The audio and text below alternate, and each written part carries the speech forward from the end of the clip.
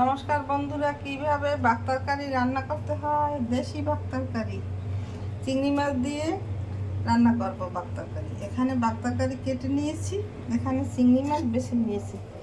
এখানে চুলে ধরি কড়াই দিয়ে দিয়েছি ফ্রাই প্যান। এখন চিংড়ি মাছ ভেজে নেব।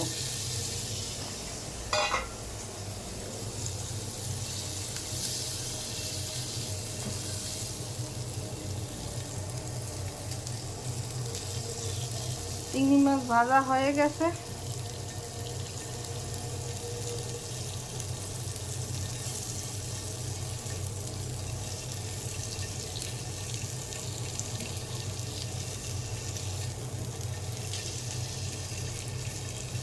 এখন নামিয়ে নেব।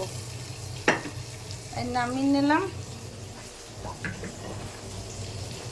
একটা কড়াই দিয়ে দিলাম। 2 মিনিট পর ফিরে আসছি।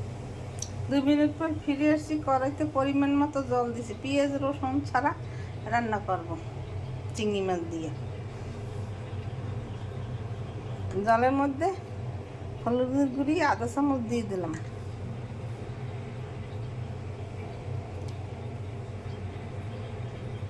মরিচ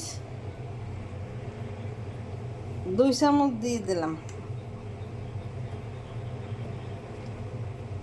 ধনিয়ার গুঁড়ি 1 চামচ, জিরের গুঁড়ি 1 চামচ।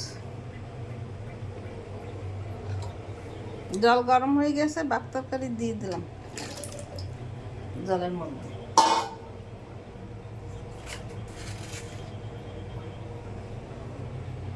এক চামচ লবণ দিয়ে দিলাম।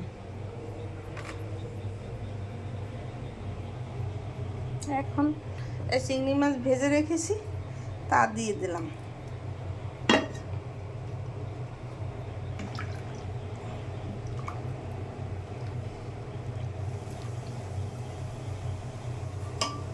এটাকে বাক তরকারিটাকে গরম জলের মধ্যে দিয়ে রান্না করলে খেতে অনেক সুস্বাদু লাগে। আমি ঢাকনা দিয়ে ঢেকে দিলাম। 2 মিনিট পর ফিরে আসছি। 2 মিনিট পর ফিরে আসছি।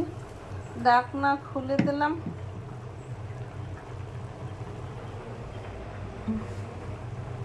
এখন একটা নাড়া দিয়ে নেব।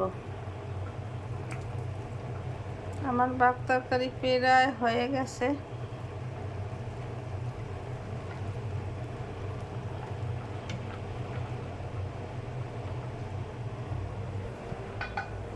একটু পরে নামিয়ে নেব। 2 মিনিট পর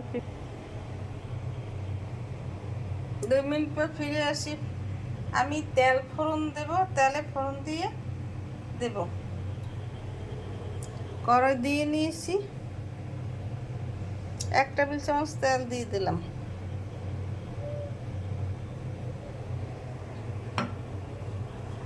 তেলের মধ্যে জিরা ফোড়ন দেব।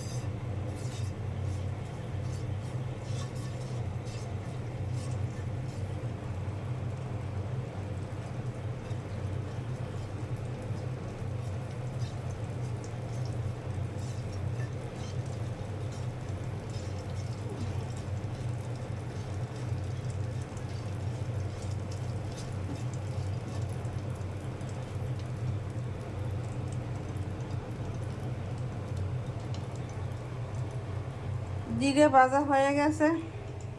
এখানে আমি ঢাকনা খুলে দিলাম।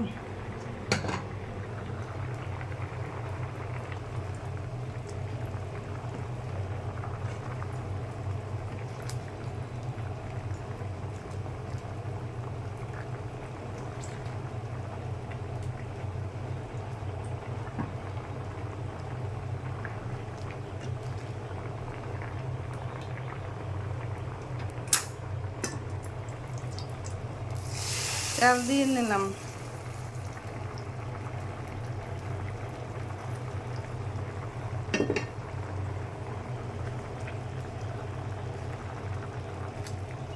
এইভাবে আপনারা ঘরে তৈরি করে খেয়ে দেখবেন, খেতে অনেক সুস্বাদু লাগবে। আমার ইউটিউব এবং ফেসবুক চ্যানেলটাকে সাবস্ক্রাইব করে দেবেন, লাইক কমেন্ট শেয়ার করে পাশে থাকবেন। ধন্যবাদ।